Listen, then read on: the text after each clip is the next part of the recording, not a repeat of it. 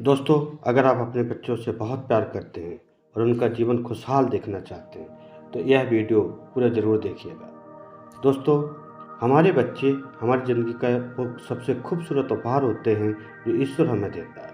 हर एक माता-पिता को यह जानना बहुत ज़रूरी है कि वह अपने बच्चों को हम किस तरह से ग्रो करें। अगर सही तरीके से हम अपने बच्चों को ग्रो करते हैं, तो वो आपके लिए वरदान साबित हों और अगर आपने लापरवाही की, तो वो बच्चे आपके लिए अभिशाप बन सकते हैं।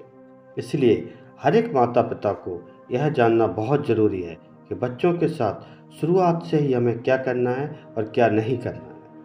दोस्तों, सबसे पहले ये जानना बहुत ज़रूरी है कि हमें क्या नहीं करना है। अपने बच्चों को दोस्तों हमें प्रेशर कुकर में नहीं डालना है। जैसे स्कूल में टॉप रैंक लाना है, क्लास में टॉप रैंक लाना है या फिर कोई और उम्मीद वाला प्रेशर। दोस्तों, अभी तो बस शुरुआत है, बच्चों को ग्रो होने दो। धीमे-धीमे उसको एजुकेशन की इम्पोर्टेंस के बारे में गाइड करो। लेकिन कैसे करना है, ये स्किल ज़रूर आपको सीखना है।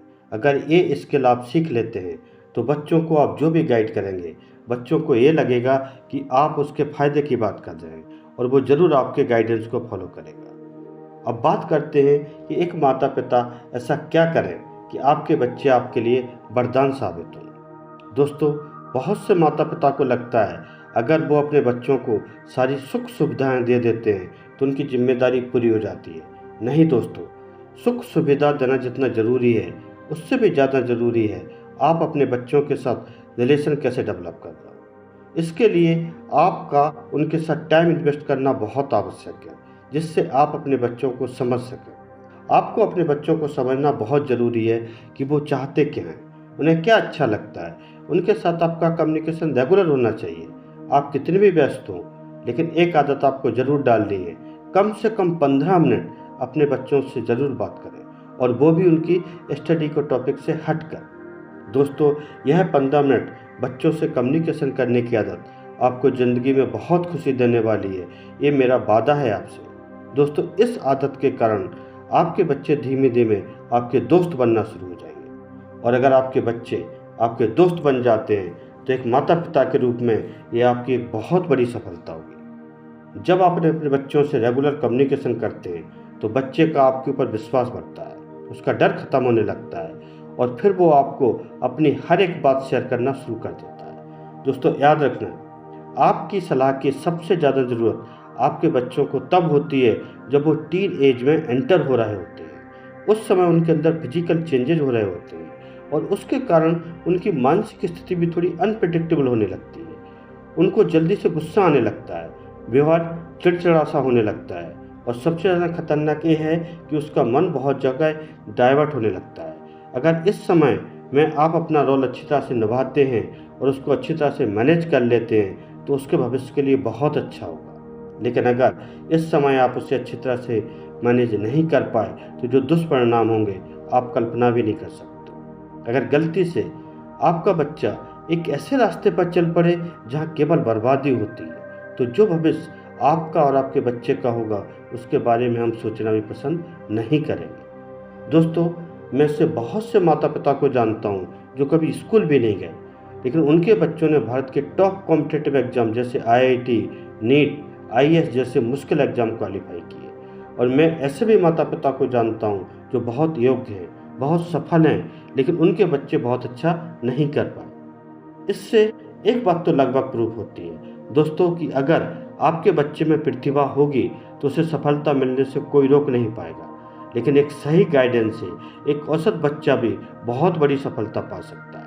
ये बात अलग है कि वो सफलता जॉब से है या बिजनेस से, लेकिन सफलता तो सफलता होती है दोस्तों।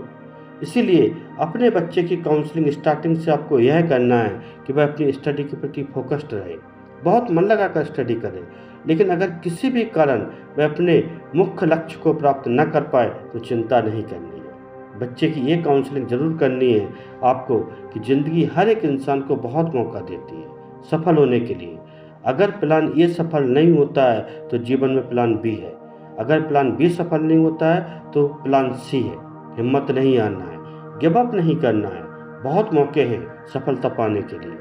उसकी काउंसलिंग करनी है कि वो असफलता को कैसे मैनेज करे, क्योंकि दोस्तों असफलता तो जीवन का एक हिस्सा है, ये तो किसी ना किसी रूप में आएगी ही, बस उसको मैनेज करना सीखना है। अगर उसको वो मैनेज करना आ गया तो गारंटी से आपका बच्चा लाइफ में चैंपियन बनेगा। हम आए दिन अखबार या टीवी चैनल में देखते हैं कोटा में बच्चे सुसाइड कर रहे हैं, बहुत बच्चे डिप्रेशन में चले गए हैं और उनमें से ज़्यादा बच्चे वो होते हैं जो स्कूल टॉपर होते हैं। और ऐसा इसलिए होता है क्योंकि उन पर प्रेशर होता है उम्मीद का कि ये तो स्कूल टॉपर बच्चा है तो उसका सिलेक्शन तो हो ही जाएगा। लेकिन समस्या ये है कि कोई भी कॉम्पिटिटिव एग्ज़ाम हो उसमें क्वालिफाई सीट फिक्स होती है, इसलिए क्वालिफाई तो उतने ही बच्चे कर पाएंगे जितनी नंबर ऑफ सीट्स हैं। फिर बाकी बच्चों का क्या होगा?